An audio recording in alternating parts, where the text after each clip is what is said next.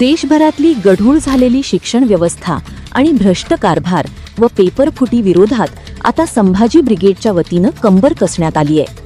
नीट पेपरफुटी प्रकरण, MPSC परीक्षेत झालेला घोटाळा आणि टेट पेपरफुटी प्रकरणाची जबाबदारी स्वीकारून देशाचे पंतप्रधान, राज्याचे मुख्यमंत्री अमित शहा यांनी राजीनामे देण्याची मागणी संभाजी ब्रिगेडच्या वतीनं करण्यात आली असून या आंदोलनाची सुरुवात 1 दिवसीय धरणे आंदोलनापासून करण्यात आली आहे.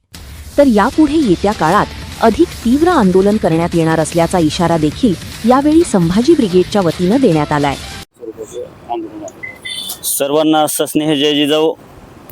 आज जिल्हाधिकारी कार्यालय लातूर या ठिकाणी महाराष्ट्राचे प्रदेशाध्यक्ष सन्माननीय ॲडव्होकेट मनोजदादा आकरे यांच्या आदेशानं जिल्हाधिकारी कार्यालयाच्या समोर महाराष्ट्र आणि देशभरामध्ये या सरकारनं जो गेली 12 वर्षापासून हायदोस घातलेला आहे त्याच्या विरोधामध्ये शिक्षण व्यवस्थेमध्ये अनागोंदी चाललेला भ्रष्टाचार, परवा MPSC परीक्षेच्या माध्यमातून केलेला भ्रष्टाचार, सरकारला जाब विचारण्यासाठी आणि नीटची एक्झाम असेल, TETची एक्झाम असेल, MPSC असेल, सेट नेट असेल, अशी कुठलीही परीक्षा नाही की त्या परीक्षेमध्ये घोटाळा झाला नाही. मुळात या परीक्षा ऑनलाईन पद्धतीनं घेणं हे कायद्यामध्ये तरतूद तिची नसतानाही सरकार का अशा पद्धतीचा अवलंब करत आहे आणि गावगाड्यामध्ये दिवसाची रात्र करून जे विद्यार्थी अभ्यास करतात, सुरुवातीला पहाटे 4 वाजल्यापासून संध्याकाळी 11-12 वाजेपर्यंत लातूरसारख्या ठिकाणी मोठमोठे क्लास चालू आहेत. गरीब विद्यार्थी ते अभ्यास करून दिवसाचं रात्र करून आपली यशस्वीरित्या नोकरी असेल, पुढील शिक्षण असेल घेण्याचा प्रयत्न करत असतात. पण काही क्षुल्लक लोक पैशाच्या जोरावरती मोठेगावकरांसारखी माणसं आज पेपरच लीक करतात.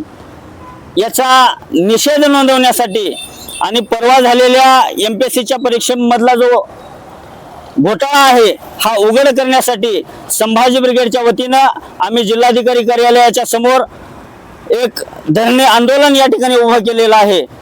आमचा उद्देश हाच आहे की शिक्षण व्यवस्था जी भ्रष्ट झालेली आहे याच्यामध्ये कुठेतरी बदल घडणं अपेक्षित आहे.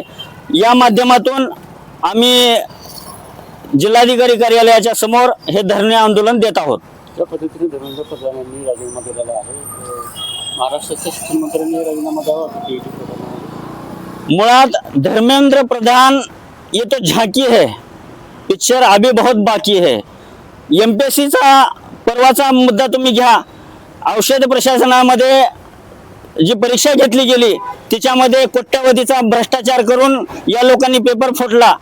मुळात धर्मेंद्र प्रधान यांचा राजीनामा घेणं हे आमचा उद्देश नाही. नरेंद्र मोदी असतील, अमित शहा असतील, महाराष्ट्राचे मुख्यमंत्री देवेंद्र फडणवीस असतील, या सर्वांनीही नैतिकता समोर ठेवून त्यांनी राजीनामे दिले पाहिजेत. कारण शिक्षणासारख्या पवित्र क्षेत्रामध्ये जर अशा गोष्टी घडत असतील तर आम्ही अपेक्षा कुठं करणार आहोत, कुणाकडे अपेक्षा करणार आहोत? आमची लहान लहान मुलं आज सुरुवातीपासून शिक्षण घेत असताना अशा गोष्टी जर त्यांच्या समोर येत असतील तर याला आळा बसणार आहे कधी? 12 वर्षामध्ये जवळपास 125 पेपर लीक झालेले आहेत. याला जबाबदार कोण आहे? याची नैतिकता कोण घेणार आहे का नाही? भारत स्वतंत्र झाल्यापासून अशा गोष्टी कधीही या महाराष्ट्रामध्ये असतील, देशामध्ये असतील, कधी घडल्या नाहीत. पण दुर्दैवानं एवढा अनागोंदी कारभार या राज्यामध्ये आणि देशामध्ये चालू आहे, त्याला कुठेतरी राजाश्रय आहे असं आमचं ठाम मत आहे. आणि आम्ही निश्चित संघर्ष करत राहू. येणाऱ्या काळात याच्यापेक्षाही आम्ही तीव्र आंदोलन छेडू आणि आम्हाला यश संपादन करून घेऊ. मी प्रमोद कदम, संभाजी ब्रिगेडचा जिल्हाध्यक्ष आहे आणि इथून पुढे अशाच पद्धतीचे आंदोलन आम्ही छेडू.